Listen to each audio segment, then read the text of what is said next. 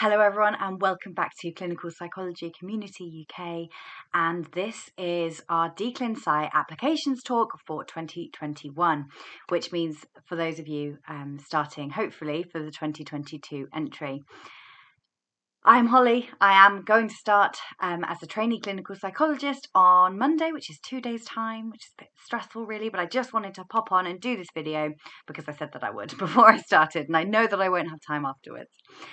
So you found us on YouTube. Well done you. Make sure you follow us on the Facebook, on the Instagram, and make sure you subscribe on YouTube as well and keep up to date with everything else that's going on. So today we are going to be talking about the application. We are going to be covering some of the basics regarding the doctorate application, regarding the course. We are also going to talk about preparing to apply. There's a big chunk on preparing to apply because I think that's really important. And then thirdly, we're going to look at writing the application form. I'm going to go into detail. I'm going to give you some examples about how to draft. We're going to go into all of it. And lastly, I did want to just talk about managing the stress, because this process can be really stressful. And it's important to think about ways that you can kind of manage that and things to look out for, kind of stress points and things. So I will talk about that as well. Let's go straight into it. Let's look at the basics of the DClinPsy. The basics are, so the DClinPsy is a 3-year full-time doctorate program in clinical psychology. We refer to it as the DClinPsy, or I do anyway, the DClin or the DClinPsy, because the exit award that you get is a DClinPsy. So those are the letters that go kind of after your name. So kind of like your undergraduate degree, if you did a Bachelor of Science, was BSc, or a Master of Science is MSc. The DClinPsy is that, basically. But I just call it that, rather than the Doctorate Programme in Clinical Psychology, because that's a bit longer. There are currently 32 universities that offer the DClinPsy course in the UK. That is also, so there are 30 of them that are on Clearinghouse, which is kind of associated with the University of Leeds. When I first applied, I was like, oh, I don't want to apply to the University of Leeds, but am I doing it right? Yeah, you are. Clearinghouse is where you want to go, and I'll make sure there's a link available in the description. So 30 of the courses out of the 32 are on there, and you can apply directly to 2 courses, the University of Hull and Queen's University Belfast. A couple of caveats here. So University of Hull only accepts applicants who have completed particular modules at and your undergraduate degree at the University of Hull or York. So if you really, you shouldn't be applying to those unless you have done your undergraduate. Otherwise, it's a waste of an application, really, and a waste of your time. And they also, if you are applying directly, there are different timings to it all. So we'll come to that in a second. I should just say as well, lots of this advice and the stuff that I'm talking about now is based on for UK applicants or people with home visa status, because international applicants, I'm not an international applicant. I've never done it. I don't know how it all works. So I'm not going to sit here and lie to you about it. Plus, there's loads of great information on Clearinghouse. They have a whole section on kind of international students, a whole page, loads of information on there. So have a look on the Clearinghouse website. Again, link will be down in the description. So the programme, the doctorate programme, the DClinPsy, consists of teaching alongside clinical placements. So teaching tends to follow academic terms and tends to be, through university. And the placements typically are, within that locality, and you're doing that for 3 days while you're on a specific placement, and typically you'll do 2 days teaching. That does vary on the courses and the amount of study days you get. It all changes depending on which course you're on, but typically that's kind of the split that you can expect. And teaching blocks vary on each course. So for the course that I'm starting on Monday, we have a 4-week teaching block. So that's teaching every day, Monday to Friday, 9 to 5, for 4 weeks before we go into kind of placement and teaching. Let's look at some of the basics to do with the application. So you can only apply once per year. Those of you who have applied before will know this, and it's quite a frustrating time. For example, I've applied 6 times. That's just a bit of background about me. If you're new to the channel and you don't know me, I have done videos on not getting places and the difficulties with that I'll link down in the description as well. So yeah, I've applied 6 times, and for the first 3 I didn't get any interviews. Yes, that's right. For the first 3, I didn't get any interviews, and not getting any interviews and then having to wait another load of months before you can apply again and find out, and it's quite stressful. So you can only apply once per year. Applications are open now in September 2021. They open usually on the 1st of September, and that's for the following year's entry. And the deadline is typically mid-November. I think that's what it is this year, either 17th or 19th or something this year. You can only apply to a maximum of 4 courses through Clearinghouse, so you need to choose those wisely. Places are funded, so course fees and a salary is paid for. So you are paid currently in 2021. It's a band 6 starting salary in the NHS, which is great for us in psychology. It's really, yeah, I'm very excited about it. So they are paid by whichever kind of body, depending on where you are. So it's Higher Education England in England, National Education Scotland in Scotland, and the Welsh Government in Wales. So yes, the places are funded, which is probably one of the reasons that the course is so popular and competitive. Self-funding is available for a handful of courses. I think it's about 8 courses off the top of my head. And self-funding generally is usually for international applicants. There are UK applicants that apply this way, but I would not say that it is an easy thing. I looked into this just for the fun of it, not because I was considering it, a few years ago, and it was about £22,000 a year in the fees, the course fees, and then you obviously had to pay to live for the whole year because you're working for free if you do self-funding. You know, you're not getting that salary. And most courses that do offer self-funding places, so remember that's about 8 courses, usually only have between 1 and 3 self-funding places. So that's sort of between 8 and 24 places every year for self-funding. So it's not, you know, a shortcut. Oh, let's just pay for it. It's not a shortcut. You still have to go through the interview, you still have to go through the whole situation. So yes, but it is available for some of the courses. And the application form is a standardised form. We will go through that in a lot of detail in a minute.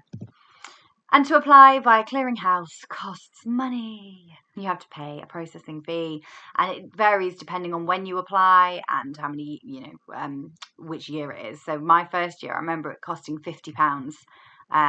But you can get £10 off if you apply within sort of September, October, I think. It's the early bird fee, it will say on Clearinghouse, but yes, it does cost money. There is a scheme that I will link down below. I can't remember what the name is of it now off the top of my head, but it's where people pledge basically to fund people to apply. So if there are people that can't afford to apply, you know, from underrepresented groups, from marginalised backgrounds, from working class backgrounds, if people can't afford to pay for the Clearinghouse fee, people have pledged to cover that fee for you. It's not means tested. You can just, you can just say, I need it, and you will be given that money to pay for it, which is great. I will make sure I find out what it is, and I'll put it down in the description below. So here's the timeline. I just wanted to put a timeline together to kind of help you understand how the process is. So September, applications open via Clearinghouse for those 30 courses that are on it. In November, the applications close. That is the deadline. You have to have your application in, and it's also the deadline for Queen's Belfast as well if you're applying directly to them. In March, so which is quite a long gap, November to March, quite stressful.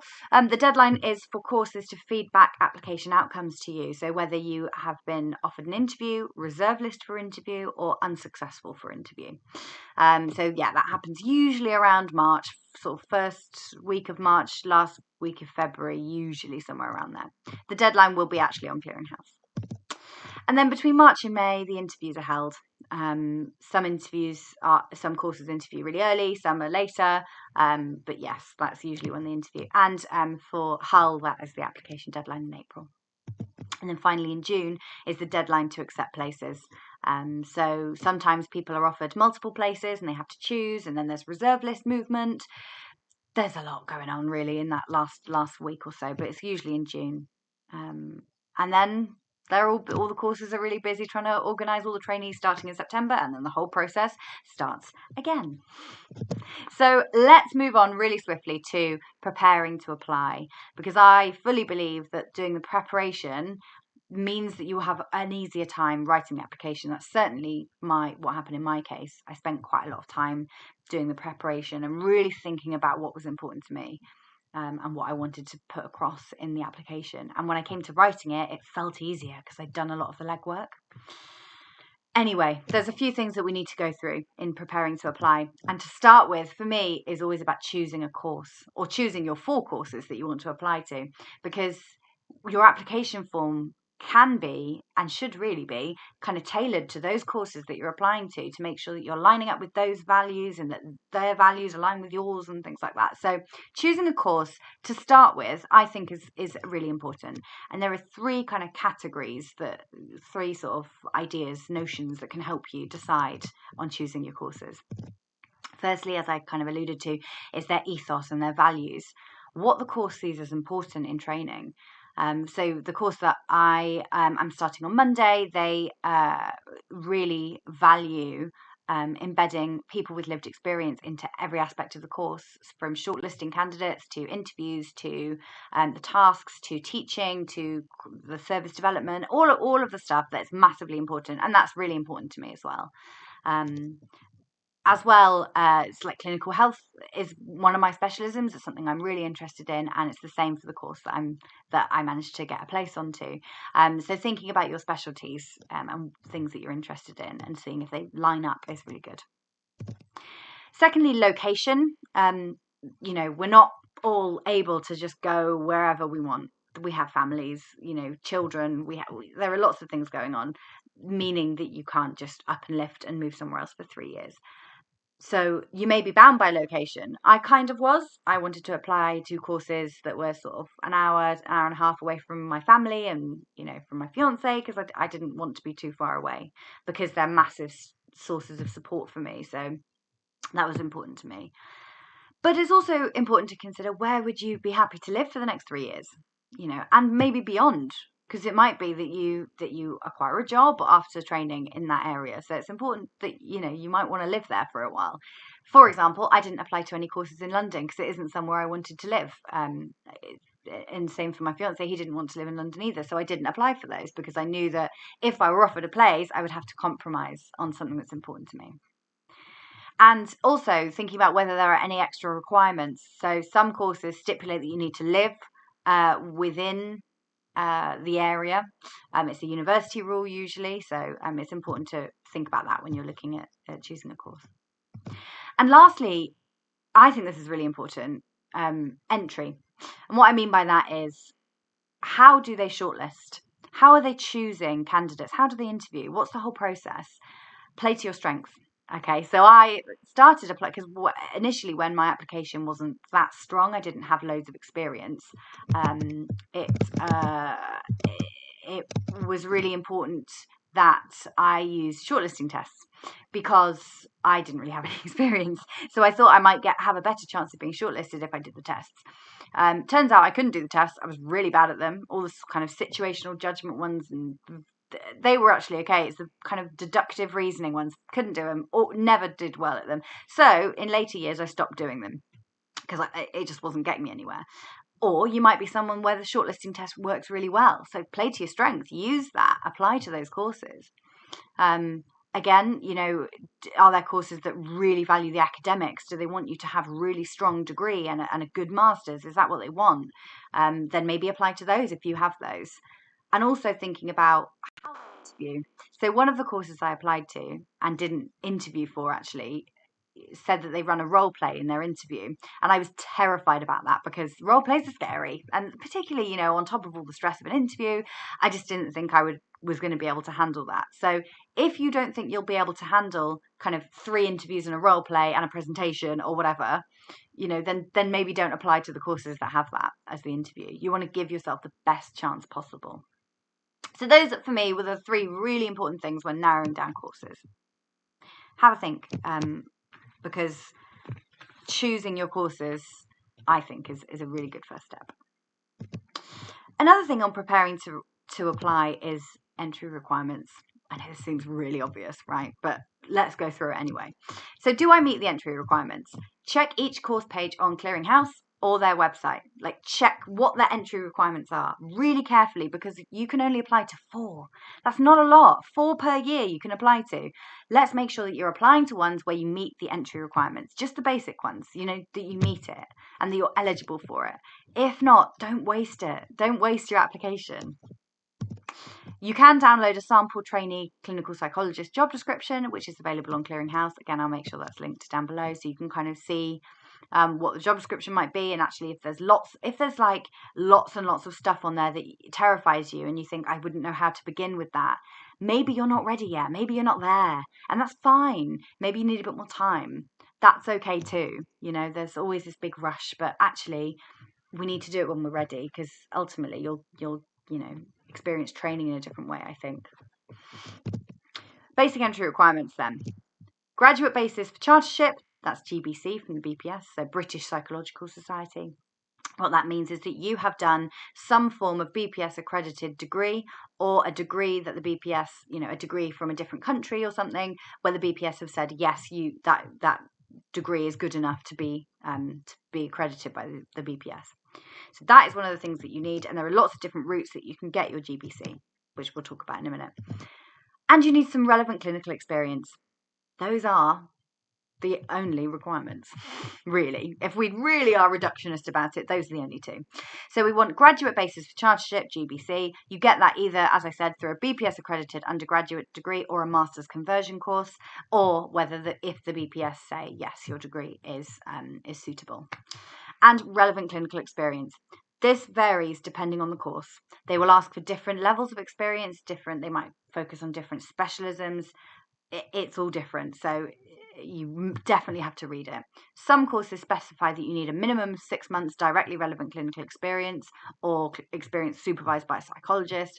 Some don't specify minimum, but they might specify that they kind of want you to also have media experience or whatever else it is. So making sure that you're looking, but those are the basic requirements, the very basic ones. If you don't have those, don't waste your time and your money applying yet. Take some time, go get those things and come back to it. Just want to spend a little bit of time talking about references, because this is something I get asked about quite a lot. And I have to be fairly cut and shut about this, like pretty cut and dry is actually the term, I think. So firstly, you have two references. One is an academic reference and one is a relevant experience reference. Your academic reference needs to be someone who can comment on your academic ability.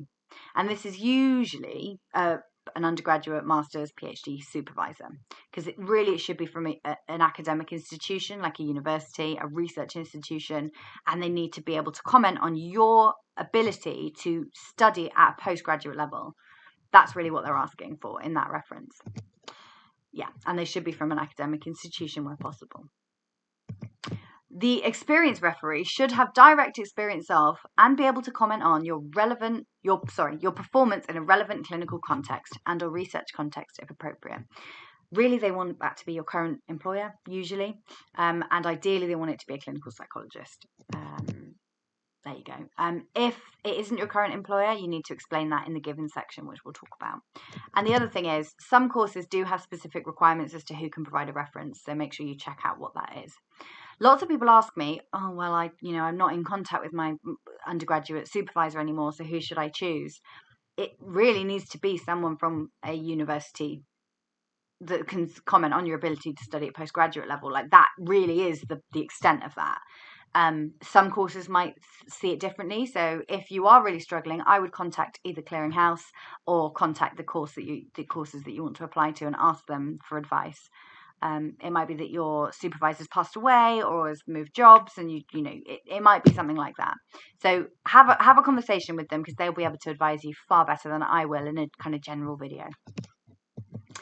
Another thing on preparing to apply then, let's have a look, is here are some kind of top tips for me. Reframing it.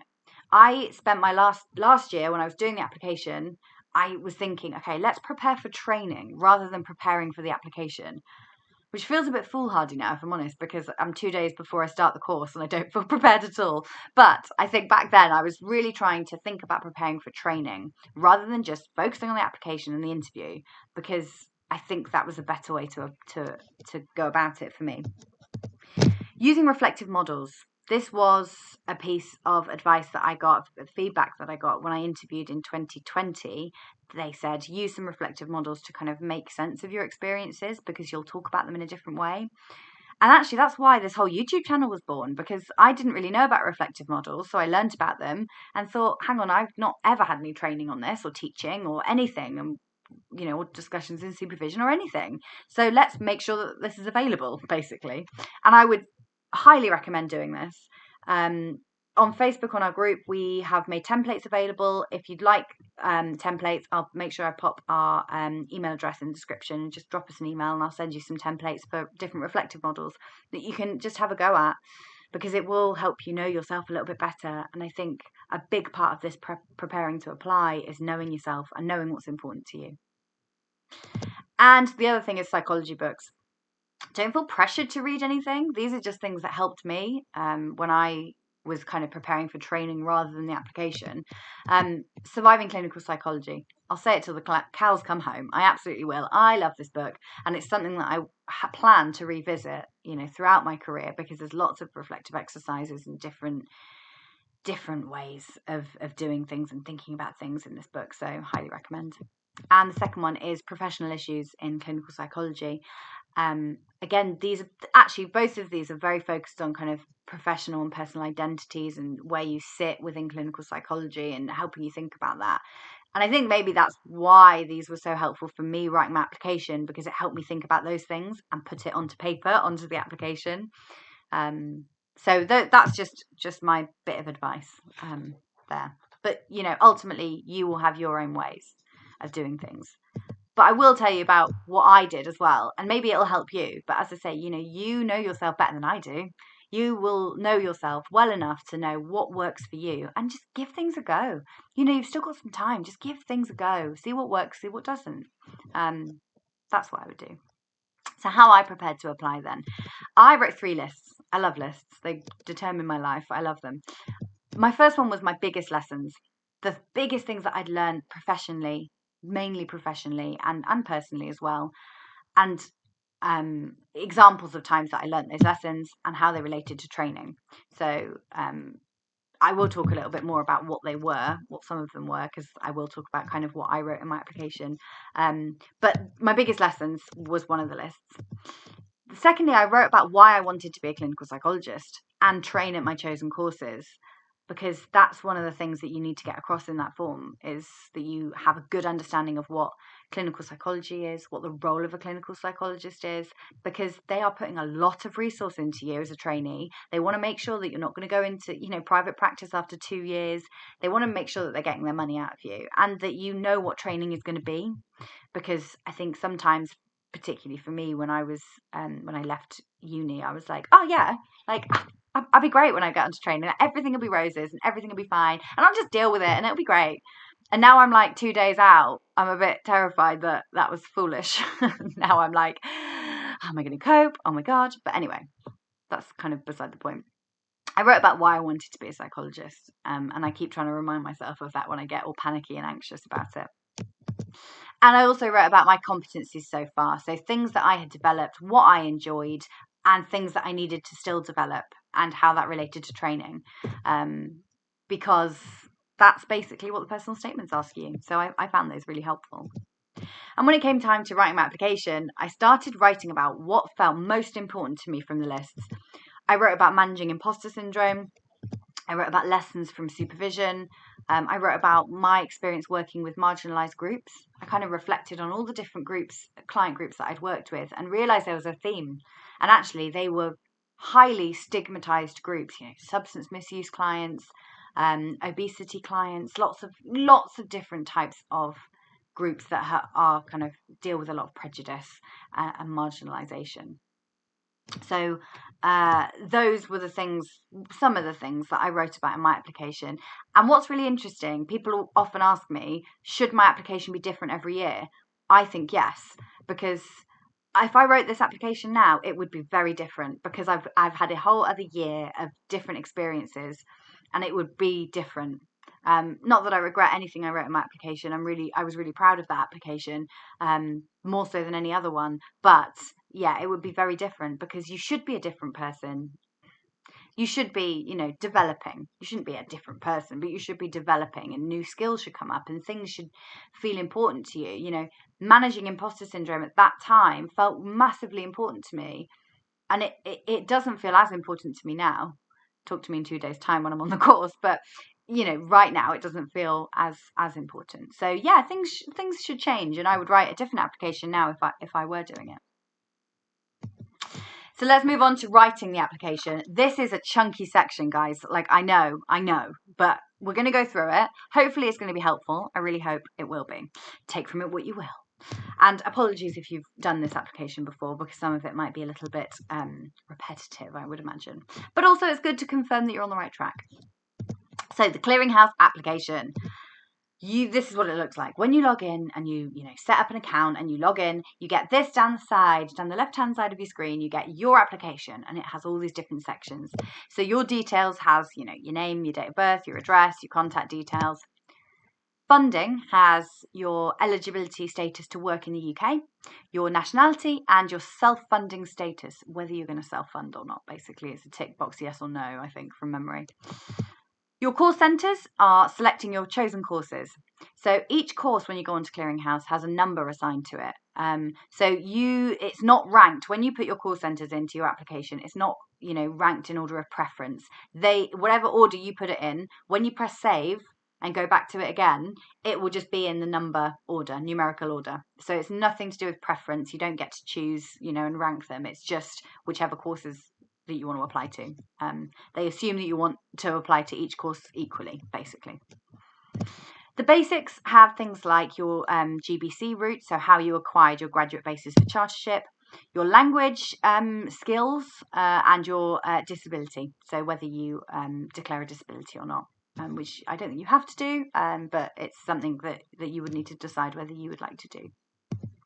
Your references, so your reference section has the details of your referees, their name, address, phone and email, all of their contact stuff. And so references, when you put their details in, there is a button that says send reference request. That will send an email to your referee asking them to fill in the standardized reference. So make sure you've asked your referee before you press that button. Make sure they know that it's happening and that they are able to give you a reference. Yes, so that's my advice on that one. Qualifications has your school qualifications, which on the application it specifies AS or A-level, highers or equivalent qualifications, and your university qualifications. So anything sort of undergraduate degree, postgraduate certificate, diplomas, masters, PhDs, that sort of stuff. Your experience section has your space for occupational research and other experience. I will talk a little bit more about that in a minute. So I'm going to breeze past that in a moment. The personal statements is where we're mainly going to spend our time today. That has 6 standardised questions that have been the same for the last few years, and they are the same for this year anyway, for 2021. And we will go into those in lots of detail, so I'll skip past that. Documents, you are required to add some documents, so you need to prove your GBC. So this is sometimes a letter from the BPS stating that you've got GBC, or a letter from your university stating that you have got GBC through studying a BPS accredited undergraduate degree. And often you need to put your academic transcript as well. So those are the documents. And equal opportunities. This has stuff like consent to share information and your demographic information, which as far as I'm aware is only for kind of research purposes to see which age categories applied and which gender split applied to the course. It's not used to shortlist you. Now, I want to talk about the experience section because I think this is sometimes an overlooked section of the application. When I offer to look through people's applications, which sadly I'm not going to be able to do quite as much now, when I offer to look through, people often send me the personal statements, which is great, but I always ask usually to look through the experience section because there is a free text box in there and it determines, it's important, I think, what you write in there. So you're asked to list each relevant experience role. So you are asked to list some basic information. So what the job role is, any dates of employment, your employer, and the hours per week that you did. So that will calculate FTE, which is full-time equivalent. So if you worked part-time for 20 hours a week, and you did it for sort of 6 months or whatever, you put all of that information in, and when you press save, it will take you back to the experience section and it will say how many full-time equivalent hours you have done in that job, because some courses require you to have done sort of 6 to 9 to 12 to 2 years, months to apply. So that's why they do that. You also need to write a brief description of your main duties. So main duties, you get 200 characters with spaces to do that. It's a free text box. And yeah, it's important what you write. So there are different ways that you can structure it. Some people don't like doing this, but I find it really helpful when I'm looking through applications. And I'm sure when shortlisters look through, they're grateful to see things kind of split up because it's easier to read. Using numbers to list your experience, that's one of the things that I did, and I will give you an example of one in a minute as well. And what I would do, because you can't list all of the duties that you've done, all right, you can't, not within 200 characters with spaces, you can't do it usually. So choose the most important and relevant aspects of your role. So if there are courses that you're applying to that really focus on neuropsychology assessments or whatever, if that's a big part of it, and you've done that in your role, make sure that is in there in the experience section, because it's really relevant to that course and it's important to you and what you did in that role. So really think about each role that you're listing and think about the most important ones. And here is an example of what it might look like on Clearinghouse. So it tells you how many characters that you've got left at the bottom, and it asks you for a brief description. So point 1 was service, audit, evaluation and development. Point 2 is promoting evidence-based practice, adapting CBT interventions for older adults, evaluation of interventions, clinical supervisee, literature reviews. So for that job, those were the most important things that came out of the role. But can you see that, there's no waffle in there? There's no, I feel that this happened, and there's no waffle. It's very, very direct. You can do it in this format because that's all they want to know. They want to know what your main duties were. It's not, how do you feel about them? That comes in the personal statement section. This is, what did you do? So make sure you list what you did in a relevant way. Let's move on to the personal statements then, guys. I'm going to go through what the questions are for the personal statements, and then we're going to go through them individually with some tips. So number 1 is, in what way have your work and or research experiences made you a better candidate for training in clinical psychology? And you get 3,000 characters with spaces for that. Question 2 is, please give details of any publications or dissemination resulting from your work, and that's 1,500 characters. Question 3 is, what would you hope to gain from training? 750 characters. Question 4 is, other information about yourself, for example, activities and interests apart from psychology, that's 750 characters again. And question 5 is not an obligatory one. It's only there if you need to explain something about your reference. So this is about, if your experience reference isn't from your current employer, please give details of the reasons for this. And it also says that you shouldn't normally ask close relations, members of your immediate household or your business partner to be a referee. But if you can't avoid using such a referee, you must explain why and state the nature of your relationship here. I have only written in that box on one of my 6 applications, and it's because my master supervisor was on maternity leave, so I had to use her one from the previous year, basically. And question 6, this again is not a mandatory one, but it's one that is an optional one. If there are any other factors relevant in assessing your application, please give brief details here. So those are the statements. I know, it might seem overwhelming. I was definitely massively overwhelmed. Every time I came to sit down and write one of these applications, I was like, oh my God, I don't even know where to start. It's so much. Which is why the lists were helpful for me this last year. So just want to touch on making a start on personal statements. Where do you even begin? Think about each question and just some initial thoughts. That's what I would do. Just think about each question. Think about what comes to your mind, what feels important. And do your initial thoughts overlap with your lists? Remember the list that we did? The lessons, the competencies, and why you want to be a psychologist. Do any of those initial thoughts kind of overlap? Are there any themes that seem kind of recurrent in there? Is there anything that feels massively important to you when you've got all this information in front of you? What I would do is forget about Clearinghouse, forget about the application. I would choose some points that feel important for you and start writing about them on Word. Do a paragraph per point that you want to make. So if you want to make a point about how you have learnt to manage your imposter syndrome, make one paragraph about that and link it to training. That's what I would do. Don't worry about word count. Just write what feels important. You can draft all of that stuff later. How does it link to training? Once you've written what you want to write and what feels important, think about how that links to training. How does that link to you being a better candidate for training and the courses and your goals and the aspirations and your competencies? How does it all link? Maybe doing a map might help as well. Can you link these points together to form a narrative? So when you've got a few paragraphs, is there any way you can kind of shuffle them or make linking sentences and kind of make it into a coherent narrative? Play around with it. Forget about clearinghouse. Don't do it on clearinghouse. It gets too stressful and overwhelming and there's too much. I would do it on Word. That's what I've always done. Plus, then, if you're sending it to people, it's much easier for them to kind of give you advice because it's on Word and they can use it. Or make a plan like you would do for an essay. Think about what you want to write, structure it, and you can do it that way. That works for some people. Ultimately, you might not know what works for you. Just have a go. I would do it away from clearinghouse. That's what has always been helpful for me. Let's get into it then. Question 1 of the personal statements, usually the one that causes people the most distress. In what way have your work and or research experiences made you a better candidate for training in clinical psychology? Okay, let's think about this. What are they asking you here? They're asking you what experiences have been important to you. How reflective are you? How reflective can you be? What do you understand of training? Because they're asking, how are you a better candidate for training? So they need you to have some concept of what training will involve to know that you're a better candidate for it. So what is your understanding of training? How well can you relate your experiences to the demands of training?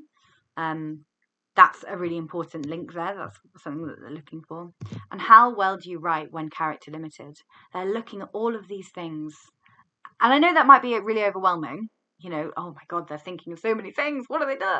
But this is all stuff. Once you've got a few points written down, you can come back to this slide and think, okay, am I showing all of these things? Like, am I hitting all of these points?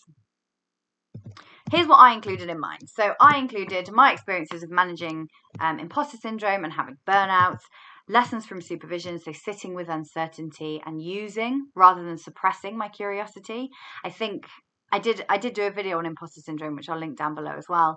But I think because my imposter syndrome voice was telling me that I wasn't good enough and people are going to find me out soon, I didn't want to ask questions because that would show that my imposter syndrome voice was right. You don't know anything. Why are you asking all these questions? They're going to know that you don't know anything and you're going to lose your job. And it all became very stressful, really. So I wrote about that because that's one of the things that I kind of learned about in supervision and went through in supervision. My interest in and experience of working with stigmatized groups, as I said, my contribution to widening access to clinical psychology, through the YouTube, through the mentoring, I wanted to make sure that was there because it's really important to me.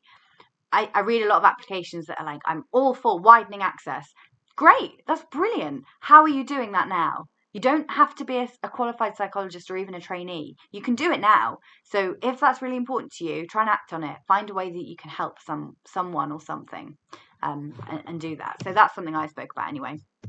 And my understanding of and commitment to the NHS. Those were big things for me.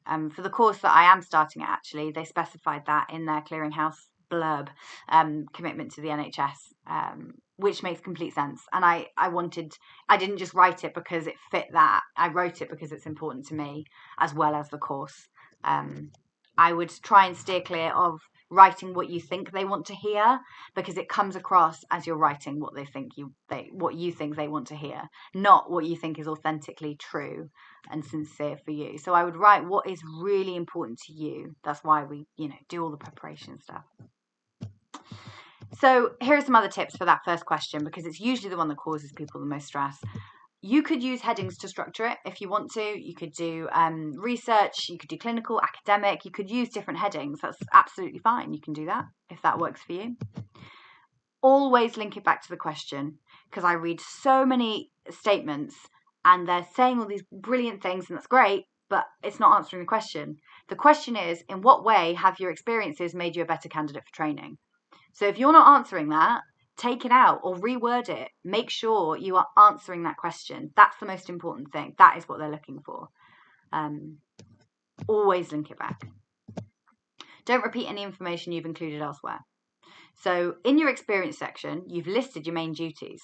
Don't start talking about your main duties again. Not in detail anyway. Detailed descriptions of the roles that you've had, that's in the experience section. What they want, the experience section is for what you did.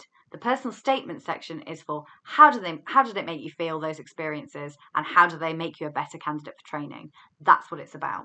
So if you find yourself, writing that you've had loads of experience doing assessment and formulation, in taking 3 sentences to do that, don't, because you're repeating your information and it's not what they want to see, basically, is my advice. And remember, this is difficult. It can be really tough.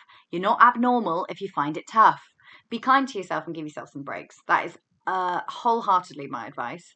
And some other advice from the brilliant The Worry People, who I'll link down below as well, Miranda at The Worry People. If you are reflecting and you're feeling a little bit uncomfortable, you're doing it right. It is tough, this. They're asking you to really think about your experiences and really think about who you are as a person and put it on a very short form. Like, that's what they're asking.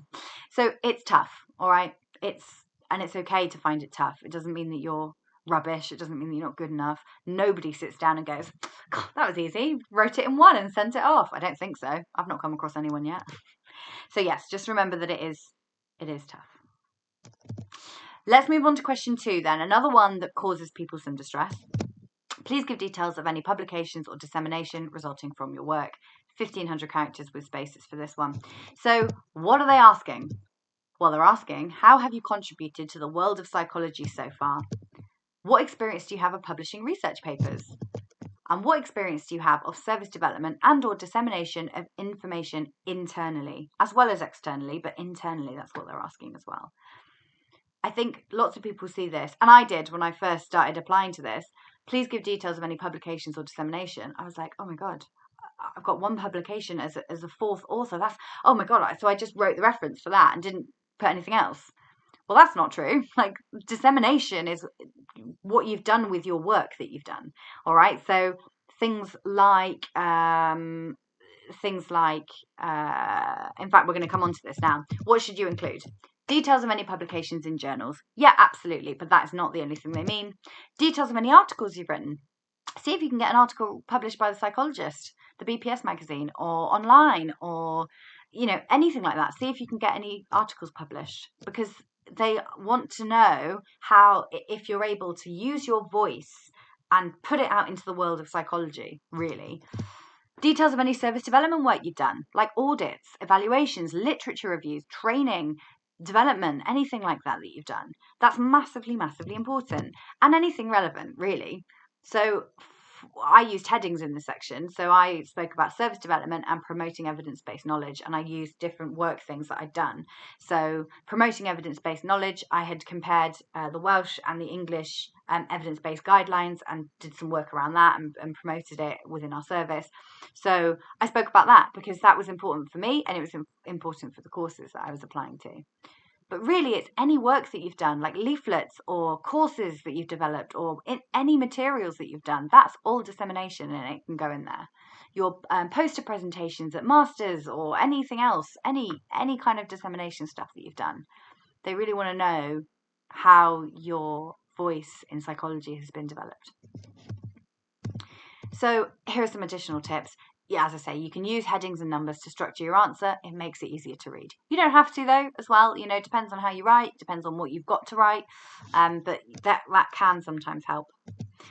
Providing a reference, if a published paper or article, and how you contributed to that publication. So you don't have to provide the reference from what I understand, but lots of people choose to. That's kind of how I read it, so I provide the reference. But also make sure that you put how you have contributed to that publication, not just the reference.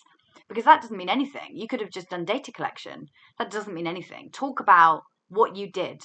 This isn't really a reflecting one. This is more a what have you disseminated one, and how have you contributed. And the other thing is to tailor this information to the courses that you're applying to if you can. Like I said, with evidence-based knowledge, that was massively important for the courses that I was applying to. So I made sure that was in there. Let's move on to question 3 then. So question 3 is, what would you hope to gain from training? Let's just focus on the fact that you have 750 characters with spaces for that. It's not a lot. You can't write about everything that you hope to gain from training. You simply can't. There's not enough space. So you need to choose. You need to be selective. But what are they looking for here? Well, they're looking for your understanding of training and their course. They're looking for whether your expectations are realistic. So if you're writing in there, well, I hope to gain a big publication of a book on my own psychological theory that I've developed. That's quite a big task in 3 years while doing the doctorate. That's quite a big thing, and probably quite unrealistic, to birth a new psychological theory while you're going through all of that stuff. So they might think, oh, I'm not sure this person's got a really good understanding of what training is. They might. And enthusiasm for training and working in clinical psychology in the NHS. So showing that you have some enthusiasm for it, really, because lots of people write about how they want to go into private practice, and that's great, but it's an NHS funded course, so I'd really think about not writing that. And actually, if you do want to go into private practice, maybe one of the paid doctorates would be better, health or counselling psychology, rather than an NHS funded one. Anyway, that's kind of what they're looking for. What did I write about in mine? Well, I wrote about understanding myself in the context of power as a clinical psychologist. I want to explore that, and I know that that's becoming quite common on courses.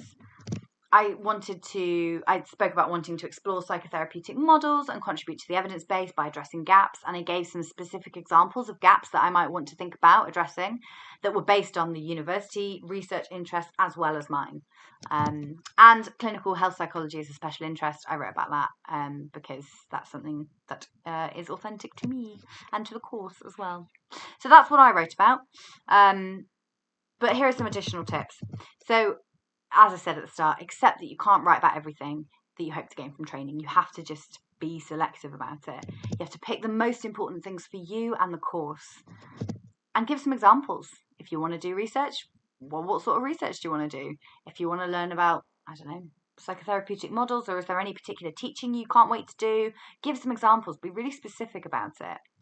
But again, don't write what you think they want to hear. Write what you really want to do. And if you find yourself not really knowing, then it says to me that you need to do a bit more thinking, a bit more reflection on what is it that you want to gain from training. Question 4 then is other information about yourself apart from psychology. So this again is 750 characters, and I have a lot more interest than just 750 characters with spaces. So again, you've got to be really selective. But what are they looking for here? They're looking for, who are you as a person? Not in a judgy way as such, but they just want to know who you are and find out a bit more about you, because you don't really have that much space to kind of talk about who you are and what interests you in the rest of the form. And who you are as a person is really important when you come to training, because there's not many of you, and they want to make sure that you're okay and that you've got other interests. They also want to find out what's important to you, and how are you going to cope with training. Ultimately, that's what they want to find out as well. They want to know that you have other things in your life and that, you're a well-rounded person. I often think this can feel a bit UCAS-y, like a bit, I'm really good at hockey, so I'll be a great clinical psychologist. Make sure you don't throw this away. Really think about what you're saying, what you want to get across, and in an authentic way. So what did I include? I spoke about social justice issues and how I kind of contribute to those, and in terms of like activism and things, and because it's really important to me, and it's something that will continue to be important to me as a psychologist with more privilege and more power. Like, when I say power, it sounds like I'm power hungry. I'm not. It's just, as a clinical psychologist, you are at a level of privilege and a level of power as a professional, making kind of decisions and contributing to diagnoses and things and treatment of people's lives. You do have that element of power. So that was important to me. Languages. So I was learning Welsh at the time, thinking about applying to the Cardiff course. So I spoke about that. Sport is really important to me in terms of playing it and watching it. And I made a couple of quips about, my dad and I always watch the Formula One together, always have, always will. And he often falls asleep. So actually I watch it in a room with a sleeping man. But anyway, I wrote about how we watch that and it's really fun, apart from the times that he's sleeping, that sort of stuff. I wrote about time with my friends and family being really restorative, because it is. It's just something that I've come to realise in the last few years that it's really important to me. I've got house rabbits, and I spoke about them and about how I try not to post too many photos to Instagram. Like, it's just like little kind of light-hearted jokes that sort of thing, to show who you are as a person. That's, I think, as important as any other aspect of it. So additional tips then on this one. Really think about what's important to you. Don't just write what you think they want to hear. I mean, that is like my top tip for this. If you don't take anything else away from today, just take that. Write about what is important to you and try and link it to the courses. You know, find a course where that matches you. Get you right first, and then the rest of it will be easier. Not easy, but easier. I would also ask your friends and family to read through this bit. This is something I did. I've done for the last few years. I sent it to my parents particularly and said, does this come across? Like, do I come across? Is this authentic? Does my voice come across? And eventually we got to a place where it really did. So yeah, I think that's something that can be really helpful. And this is advice for any section of the application, really. Think about what each word and sentence really says about you and change it until it feels authentic. You know, if you look at a word and you think, you know, that's actually not a word I would ever use, then it probably comes across that way because you might not be using it quite right. Use words that you know. Think about what the sentence says. Is that answering that question? No? Okay, let's get rid of it or change it. Really think about it. And the fifth one is all about the references. So if your experience reference is not from your current employer, please give details of the reason for this and basically explain why you are using a close kind of relation or business partner to be your reference. So this one is pretty straightforward. You know, they're not asking you to reflect. They're just asking you to explain any circumstances that have led to you having difficulties with your references or why you can't use your current employer. This is mainly about getting information, as I said, but they're still assessing how you communicate in a written format. You know, they still want to know, okay, well, how can you write this? Like, how do you write? That's kind of what they're testing as well. And question 6, the last one in this one. If there are any other factors relevant in assessing your application, please give brief details here. This is 700 characters with spaces. It is not mandatory to fill in this question. Lots of people do, and that's great, but you don't have to. So what to include here? I mean, people include, this is what it says on Clearinghouse, anything that has not been covered in other questions. That's what the Clearinghouse Guide for Applicants says. I will link the Guide for Applicants page down in the description as well. So anything that's not been covered in other questions. If you have nothing to add, leave it blank, as I said. But you can include how lived experience, disability, long-term conditions, or any disadvantage you've faced has affected you. If you want to, it's not a requirement. If you want to write about that, how it's affected you personally and professionally and what it means for your practice, then absolutely go for it if you feel comfortable to. One rule, and I mean, one rule that I kind of live by is only share things that you'd be happy to put on the internet. So I talk quite openly about having lived experience and lots of other things that have been going on. I speak quite openly about that because it feels important to me, and I think it's kind of healthy for me. It's almost like therapeutic for me.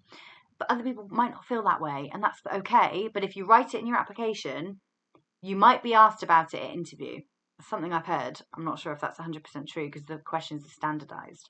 But if you're writing it on your application, if you're offered a place, they will ask you about it and ask if you need further support and things like that. So, yeah, just think about whether you want to put it on there. You don't have to. Any mitigating circumstances for academic grades, that can definitely go on there.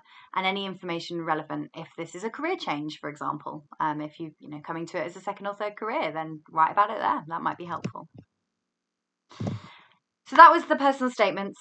Now I want to talk about drafting, because I think preparing to apply, writing the application, and drafting are just big, important parts of this. And I've just got some drafting tips for you.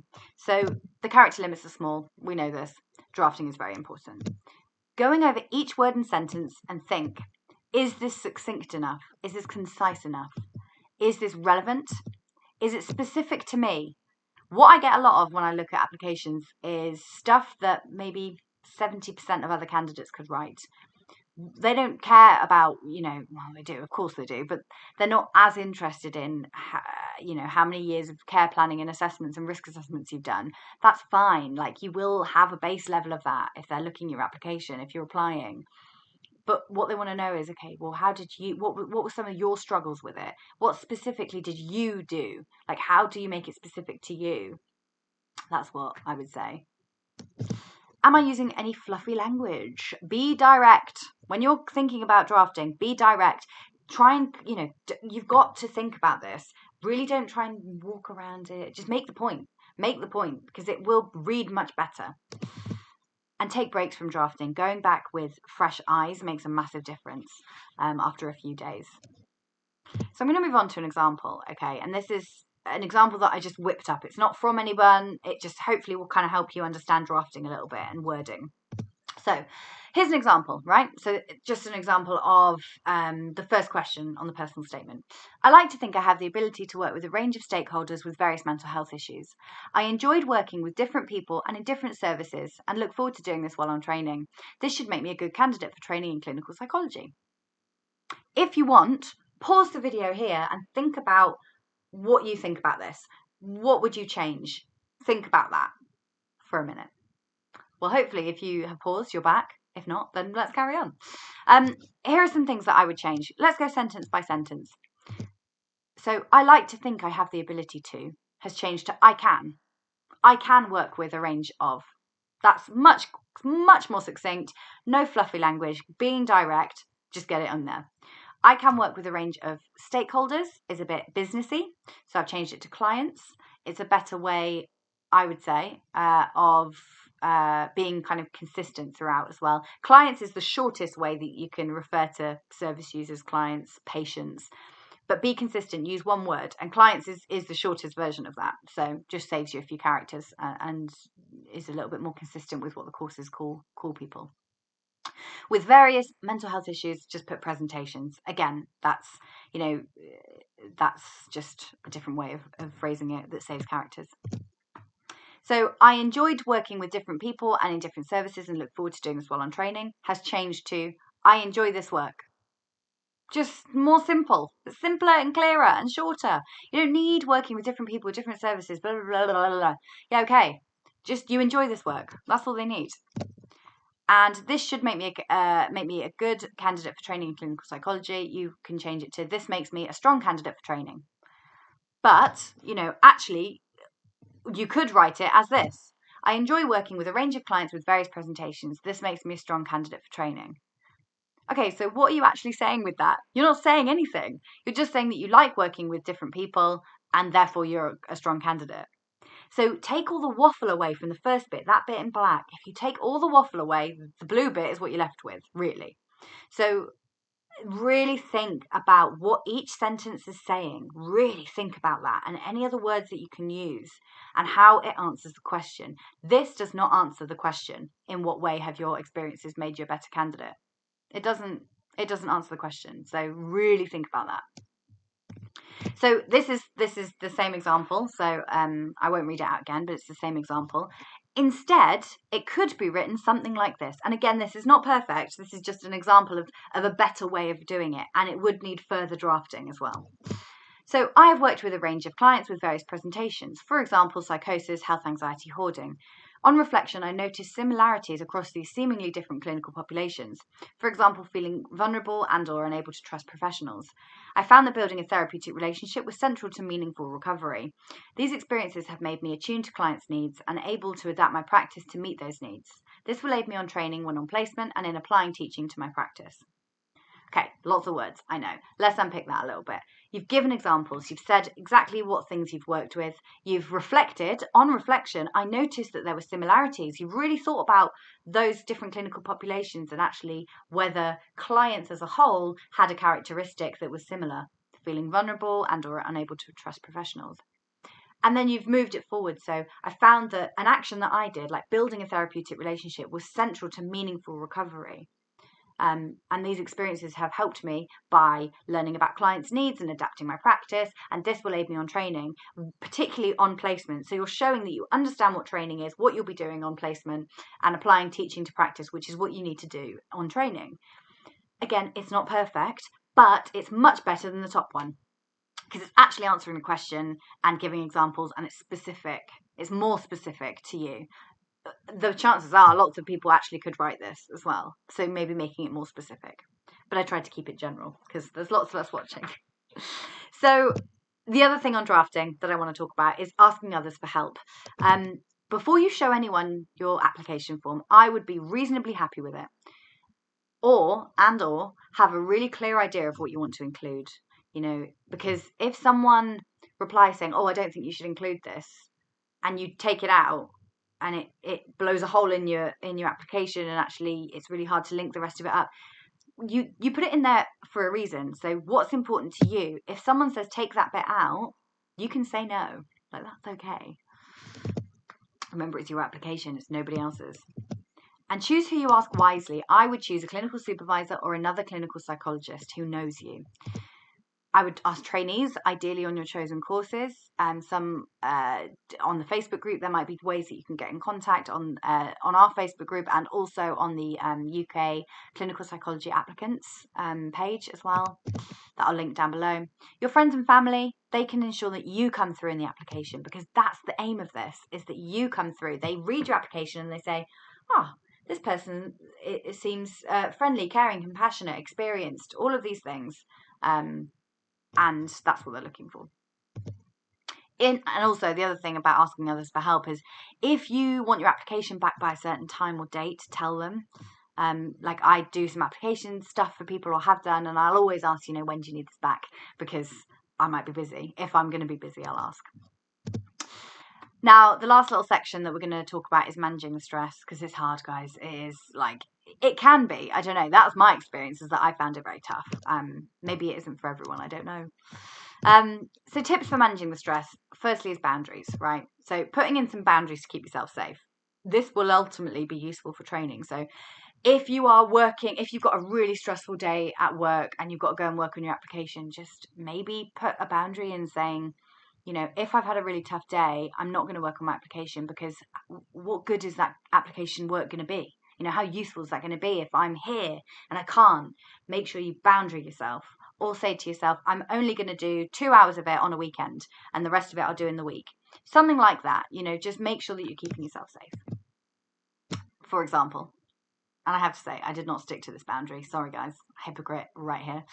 Only allowing yourself to check your emails twice a day around outcome time. It would be really great if that was, if I could take my own advice, but I didn't. And the reason I give this advice is because I basically have my emails up the whole time, and it's very stressful.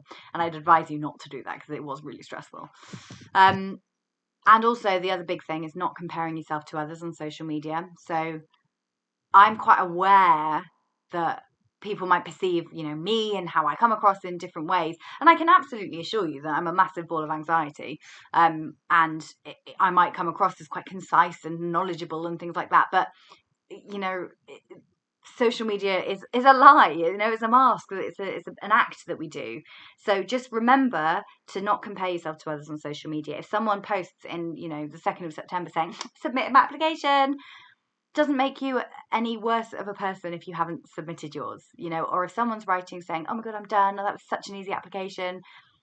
Don't compare yourself. You will have your own journey to go on. So focus on yourself when it comes to the application, I would, and the whole process, really. Reframe it. Remember, the DClin is not everything. It does not define your worth. That is the biggest lesson for me this last year. And also, they don't want people with no other interests. That's why they ask you, They want people that have other things going on in their lives that are important to them. Because ultimately, it will mean that you'll do better on training, I would guess. You'll find training maybe less difficult. I don't know. Certainly, you'll have other ways of coping, basically. Try to relax. Particularly once you've submitted the application, you can't do anything more. Just put it to the back of your mind for a few months. Great, you can just relax, sort of. Spend your time doing fun things. Soak up all those opportunities at work. Do all the fun things that you can with your friends now that we're coming out of COVID and things like that. Really reward yourself. You've written a really difficult application. Reward yourself. Get that, I don't know, game that you wanted to get, a pair of shoes, go to a spa day, get a massage. Whatever your vice is, go and do that. And around outcome time, guys, so late Feb, early March, acknowledge that this is a stressful, long process. Okay, you apply, and then you have to wait between sort of 4 to 6 months to know the outcome. That's massively stressful. And it's such a big thing, and it's such a life-changing thing that there's so much that we put onto it. So acknowledge that it's stressful. You can only apply once a year. and externalize this. I will say this until probably the day I die. Hopefully not the day I die. Hopefully things will have changed by then. Externalize. The system is flawed, not you. So pre-2020, only 15 to 18% of candidates were successful each year. This year, actually, it was 22%. It doesn't mean that 80% of candidates weren't good enough. That is not what it means. It means that there's not enough places. Like, that's ultimately it. And funding is increasing, which is fantastic. But courses need to find enough good quality placements. So there's a kind of limiting factor there as well. But please remember that it's the system, not you. I don't know how helpful that is when you're writing your application, but certainly it hopefully is when you're going through this process, just reframing it to remember that it's not you. So here are some additional resources then. We're coming to the end, guys. The Clearinghouse website is here. I will link it down below. The guide for applicants, again, I will link down below. And With You in Mind Sci on Instagram, have a search for them. They've created a DClinPsy application guide that you can download, and I think it's free as well. So have a little look at that. Thank you so much for attending. Thank you so much for watching. Make sure you like us and follow us and subscribe, because it makes me feel very happy, and also means that I can keep creating videos. Let me know what you'd like to see next. Thank you everyone so much, and I will see you next time. Bye bye.